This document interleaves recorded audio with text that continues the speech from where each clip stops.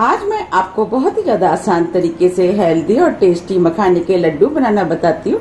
कैसे बनाए जाते, ये खाने में तो टेस्टी होते ही है, बहुत जल्दी भी बनके तैयार हो जाते। चलिए बनाना शुरू करते हैं। मखाने के लड्डू बनाने के लिए ये मैंने 100 ग्राम मखाने लिए हैं। चलिए बनाना शुरू करते हैं। मैंने गैस पे पैन रख दिया है। अब मैं इसके अंदर 2 टेबल स्पून घी डाल देती हूँ और घी को मेल्ट होने देती हूँ। घी मेल्ट हो गया है। अब मैं इन लड्डुओं को और भी ज्यादा हेल्दी और टेस्टी बनाने के लिए कुछ ड्राई फ्रूट का यूज करूंगी। इसके लिए मैंने आधा कप बादाम लिए हैं, आधा कप काजू। अब मैं इन दोनों चीजों को हल्का गोल्डन कलर का भून लेती हूँ। गैस को मैंने मीडियम कर दिया है। ड्राई फ्रूट को लगातार चलाते हुए भूनें जिससे कि ये जले ना। काजू और बादाम हल्के गोल्डन कलर के हो गए हैं। अब मैं इसके अंदर आधा कप अखरोट डाल देती हूँ। ड्राई फ्रूट आप अपने टेस्ट के अनुसार थोड़े से कम या ज्यादा भी कर सकते हैं, या जो भी आपको पसंद है वो डाल सकते हैं। अखरोट को भी हल्का सा भून लेती हूँ। अब ये सभी चीजें हल्की गोल्डन कलर की हो गई हैं। अब मैं इनको निकाल लेती हूँ।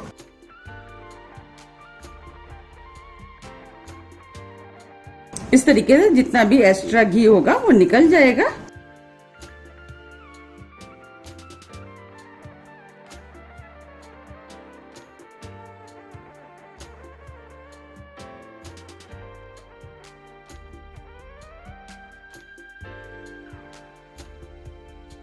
मैंने सभी ड्राई फ्रूट निकाल लिए हैं।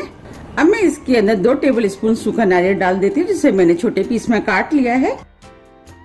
नारियल को भी मैं हल्का सा भून लेती हूँ। आप चाहे तो नारियल को कद्दूकस करके भी डाल सकते हैं। अब मैं इसी नारियल में 2 टेबल स्पून किशमिश डाल देती हूँ।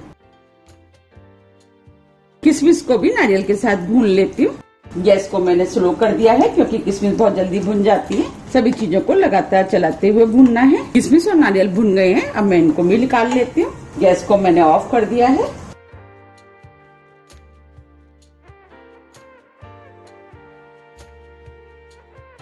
इनको मैं अलग बाउल में निकाल लेती हूँ।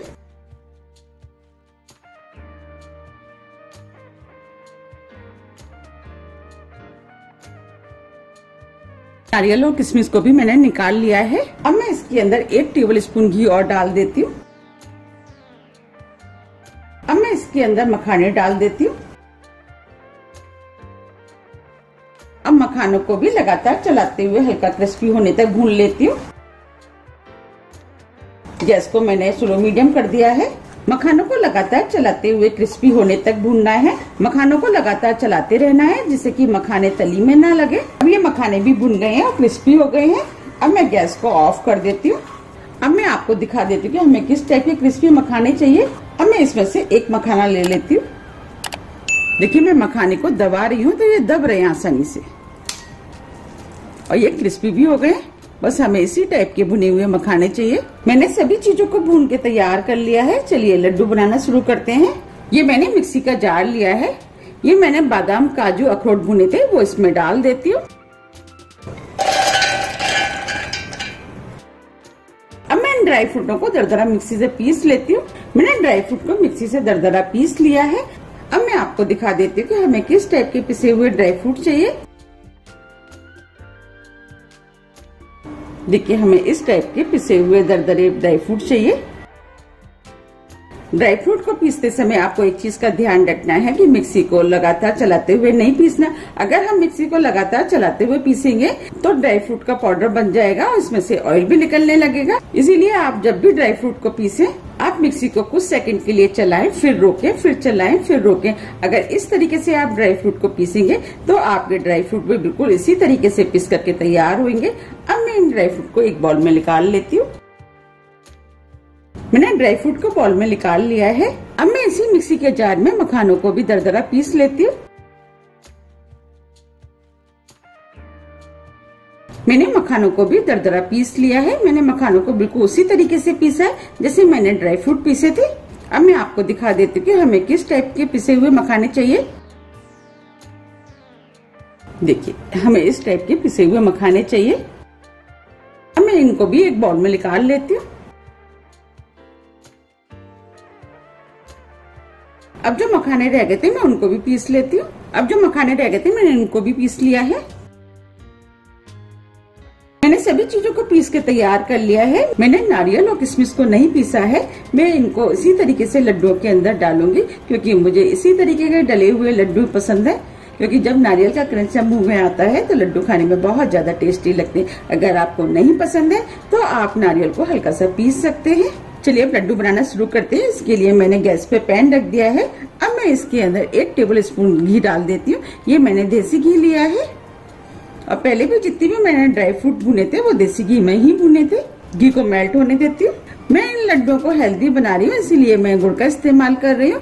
ये मैंने 250 ग्राम गुड़ लिया है। अब मैं गुड़ को इसके अंदर डाल देती हूँ। मैंने गुड़ को छोटे छोटे पीस में इसीलिए काटा था जिससे कि ये आसानी से मेल्ट हो जाएगा। अब मैं गुड़ को मेल्ट होने देती हूँ। मैंने 100 ग्राम मखाने लिए हैं। 250 ग्राम करीब ड्राई फ्रूट है। इस तरीके से 350 ग्राम मैंने ड्राई फ्रूट लिए हैं। इसके लिए मैंने 250 ग्राम गुड़ का यूज किया है। आप चाहे तो 200 ग्राम गुड़ भी डाल सकते हैं।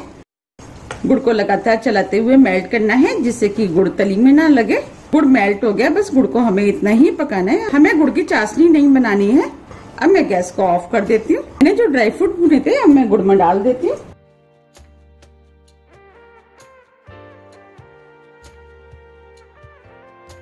मखाने को भी डाल देती हूँ। सभी चीजों को गुड़ में अच्छे से मिक्स करना है। मैंने सभी चीजों को अच्छे से मिक्स कर लिया है। अब मैं इस मिश्रण को एक बाउल में निकाल लेती हूँ।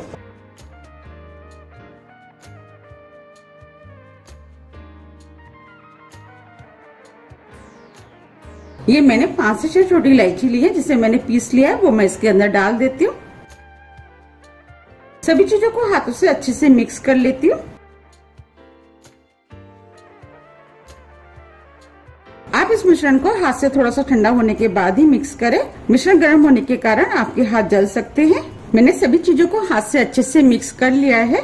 अभी ये मिश्रण ड्राई है। मैंने इस मिश्रण में डालने के लिए ये 1 बाउल दूध लिया है। ये नॉर्मल टेम्परेचर पर है। अब मैं इसके अंदर थोड़ा थोड़ा दूध डालती जाऊंगी और लड्डू बनाती जाऊंगी। जितने दूध की मुझे जरूरत होगी मैं उतना दूध डालूंगी। अब मैं इस मिश्रण में दूध को मिक्स कर लेती हूँ। मिश्रण में दूध आप थोड़ा थोड़ा करके ही डालें जिससे कि ज्यादा ना हो जाए। हमें इतना दूध डालना है जिससे कि हमारे आसानी से लड्डू बन जाएं। मैंने अभी 3 चम्मच दूध डाला है और दूध को मिश्रण में अच्छे से मिक्स करना है। आप देख पा रहे हैं मिश्रण गीला होता जा रहा है। हमें इसी तरीके से मिश्रण में दूध को मिक्स करना है। मुझे इसमें दूध 3 चम्मच सही लग रहा है। अब मैं आपको दिखा दे, जैसे मैं लड्डू बनाऊंगी तो इजीली लड्डू बन जाएंगे। बस मैं इतना ही दूध डालूंगी। दूध आपके मिश्रण के ऊपर भी डिपेंड करता है कि आपका मिश्रण में कितना दूध पड़ता है। उसके हिसाब से आप दूध को थोड़ा सा कम या ज्यादा भी कर सकते हैं। अब मैं आपको लड्डू बना के दिखाती हूँ। इसके लिए मैं थोड़ा सा मिश्रण हाथ में ले लेती हूँ। लड्डू का साइज आप अपने हिसाब से बनाने के, लड्डू आपको कितने बड़े बनाने उस हिसाब से मिश्रण को हाथ में ले ले। मैं मीडियम साइज के बनाऊंगी। इस तरीके से दबाते हुए लड्डुओं को बनाना है। आप इन लड्डुओं को बनाकर एयरटाइट डिब्बे में भर करके रख सकते हैं और जब भी खाने की इच्छा है आप निकाल करके खा सकते हैं। आप इन लड्डुओं को फास्ट में भी बना करके खा सकते हैं। आप इन लड्डुओं को बनाइए, खाइए, आपको बहुत ज्यादा पसंद आएंगे। और मुझे कमेंट्स करके जरूर बताइए कि आपको ये लड्डू कैसे लगे। देखिए कितने बढ़िया लड्डू बने। अब मैं आपको प्लेट में भी रख के दिखा देती हूँ। आप देख पा रहे हैं कितने सुंदर लड्डू लग रहे हैं। इस तरीके से मैं सभी लड्डू बना के तैयार कर लेती हूँ। मैंने सभी लड्डू को बना के तैयार कर लिया है। आप देख पा रहे कितने बढ़िया हेल्दी और टेस्टी लड्डू बनके तैयार हुए हैं और देखने में भी कितने सुंदर लग रहे हैं और ये खाने में भी बहुत ज्यादा टेस्टी लगते हैं। इनको बनाना भी कितना आसान है। बस ड्राई फ्रूट को भूनो और गुड़ को मेल्ट करो और लड्डू बना लो। ना चाशनी बनाने का झंझट ना कुछ, और इजिली ये लड्डू बनके तैयार हो जाते हैं। आप इनको बनाइए, फिर मुझे कमेंट्स करके जरूर बताइए कि ये लड्डू आपको कैसे लगे। आप इन लड्डुओं को एयरटाइट डिब्बे में भर करके 8 से 10 दिन के लिए रख सकते हैं। जैसे व्रत आ रहे हैं, आपने देखा होगा व्रत में वीकनेस, थकान वगैरह होती है, उसमें आप एक लड्डू खा लें, ना ही आपको वीकनेस आएगी ना ही थकान होगी और आप रोज का काम आसानी से कर सकते हैं। आप इन लड्डुओं को सिर्फ व्रत में ही नहीं, आपकी जब भी खाने की इच्छा है आप बना करके खा सकते हैं। अब मैं इन लड्डुओं को आपको तोड़ के भी दिखा देती हूँ कितने अच्छे बने हैं। अब मैं इसमें से एक लड्डू ले लेती हूँ। देखिए मैं इस लड्डू को तोड़ रही हूँ।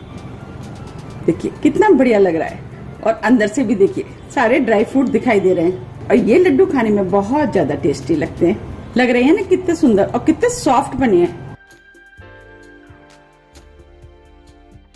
आप इनको बनाइए, खाइए, फिर मुझे कमेंट्स करके जरूर बताइए कि ये लड्डू आपको कैसे लगे। आप मुझे मेरे फेसबुक पेज को भी फॉलो कर सकते हैं, इसका लिंक मैं अपने डिस्क्रिप्शन बॉक्स में दे दूंगी। आप उसमें अपनी बनाई हुई रेसिपी का फोटो भी मेरे साथ शेयर कर सकते हैं। अगर आपको मेरी वीडियो पसंद आती है तो वीडियो को लाइक कीजिए, चैनल को सब्सक्राइब कीजिए। सब्सक्राइब बटन के बगल में जो बेल आइकन है उसे आप प्रेस करना ना भूलिए, जिससे मेरी आने वाली वीडियो का नोटिफिकेशन आप तक सबसे पहले पहुंच सके। अब हम फिर मिलते हैं नई रेसिपी के साथ, जब तक के लिए नमस्कार।